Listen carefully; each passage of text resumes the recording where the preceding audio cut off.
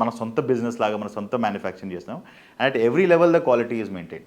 Right. So we probably are the only company which does manufacturing also, which has stockists Service also, part also. even the installation and the service. So we are building out a full stack company with full control on all processes that are happening. So దానివల్ల customer experiences, timely delivery అయినా కానీ, high quality installations అయినా కానీ. So this is the benefits of having, that is where we I think we have a benefit. Second is that ఇప్పుడు మీకు if you have to install a lift in a smaller low rise building, మన G+5 G+6 చేయాలంటే most of the larger global players are not very keen on that. Right? ఇప్పుడు మీరు ఒక gated community తీసుకున్నారనుకోండి, or SEZ అయినా IT towers అయినా తీసుకున్నారనుకోండి, అక్కడ they will be approximately like every tower will have 4 lifts, right?